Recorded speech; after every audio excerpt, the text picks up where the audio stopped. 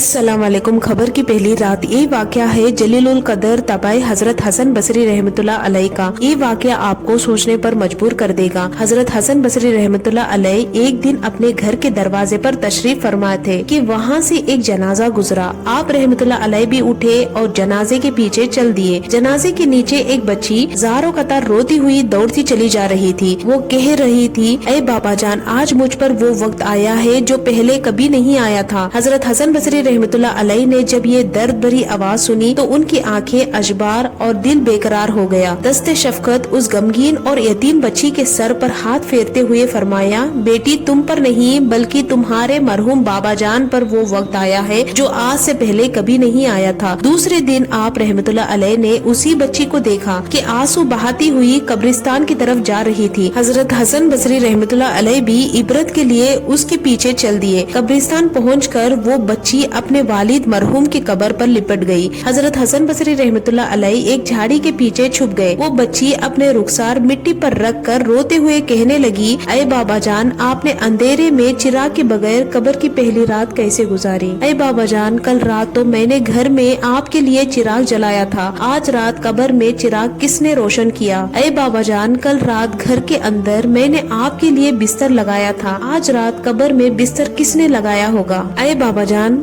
कल रात मैंने आपके हाथ पाँव दबाए थे। आज रात कब्र में हाथ पाँव किसने दबाया होगा? ऐ बाबा जान, कल रात मैंने आपको पानी पिलाया था। आज रात कब्र में जब प्यास लगी होगी और आपने पानी मांगा होगा तो पानी कौन लाया होगा? ऐ बाबा जान, कल रात मैंने आपके लिए चादर उड़ाई थी। आज रात कब्र में चादर किसने उड़ाई होगी? ऐ बाबा जान, कल रात जब आपके चेहरे पर पसीना मैं साफ करती थी, आज रात कब्र में पसीना किसने साफ किया होगा? ऐ बाबा जान, कल रात जब आप मुझे पुकारते थे तो मैं आ जाती थी। आज रात कब्र में आपने किसको पुकारा होगा और पुकार सुनकर कौन आया होगा? ऐ बाबा जान, कल रात जब आपको भूख लगी थी तो मैंने खाना दिया था। आज रात कब्र में जब भूख लगी होगी तो खाना किसने दिया होगा? हजरत हसन बसरी रहमतुल्लाह अलैह इस गम से भरी और दुखी बच्ची की ये दर्द भरी बातें सुनकर रो दिए और करीब आकर फरमाया, ऐ बेटी, इस तरह मत कहो बल्कि यूँ कहो, ऐ बाबा जान, दफन करते वक्त आपका चेहरा किबला रुख किया गया था। क्या अब भी वही हालत है या चेहरा दूसरी तरफ फेर दिया गया? ऐ बाबा जान, आपको साफ सुथरा कफन पहना कर दफन किया गया था। क्या अब भी वो साफ है? ऐ बाबा जान, आपको कब्र में सेहतमंद और सालिम जिस्म के साथ रखा गया था। क्या अब भी आपका जिस्म सलामत है या उसे कीड़ों ने खाना शुरू कर दिया है? ऐ बाबा जान, उलमा फरमाते हैं कि कब्र की पहली रात बंदे से ईमान के बारे में सवाल किया जाता है तो कोई जवाब देगा और कोई मायूस रहेगा।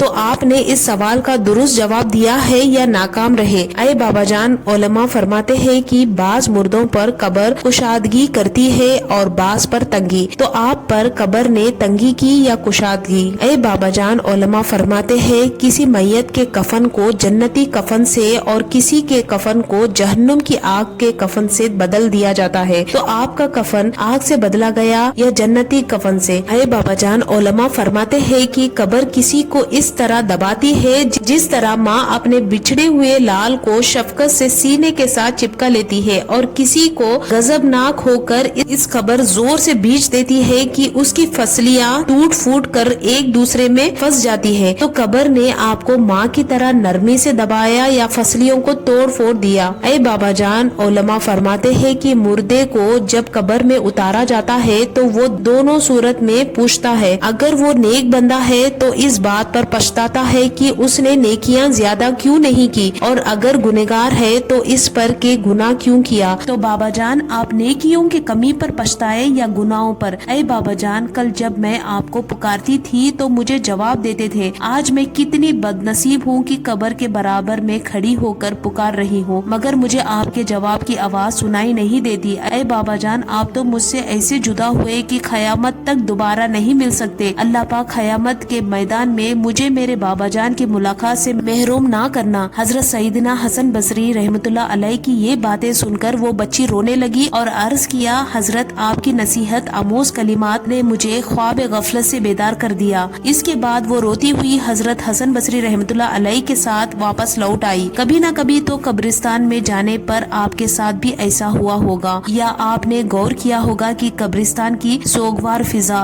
गमना हवाएं زبان حال سے اعلان کر رہی ہے، اے دنیاوی زندگی پر مطمئن رہنے والوں، تم سبھی کو ایک نہ ایک دن یہاں ویرانے میں قبر کے گہرے گڈھے کے اندر آنا پڑے گا۔ ایک خبر جو اوپر سے ایک جیسی دکھائی دیتی ہے، ضروری نہیں کہ ان کے اندر کے حالات بھی ایک سے ہو۔ اس مٹی کے ڈھیر تلے دفن ہونے والا اگر کوئی نمازی تھا، رمضان کے روزے رکھنے والا تھا، لوگوں کے ساتھ اچھا سلوک کرنے والا تھا، زکوٰۃ پوری ادا کرنے والا، رزق حلال کمانے والا تھا، تلاوت قرآن کرنے والا تھا، تو اللہ کے فضل و کرم سے قبر میں جنت کی کھڑکی کھلی ہوئی ہوگی اور اس مٹی کے ڈھیر کے نیچے جنت کا حسین باغ موجود ہوگا۔ لیکن اسی مٹی کے ڈھیر تلے دفن ہونے والا اگر کوئی بے نمازی تھا، گنہگار تھا، نافرمان تھا، لوگوں کا دل دکھانے والا تھا، چوری اور ڈاکہ ڈالنے والا تھا، امانت میں خیانت کرنے والا تھا، زمینوں پر ناجائز قبضہ کرنے والا تھا، تکبر کا عادی تھا، ماں باپ کا نافرمان تھا، تو ہو سکتا ہے کہ اس مٹی کے پرسکون نظر آنے والے ڈھیر کے نیچے شدید بے قراری کا عالم ہو،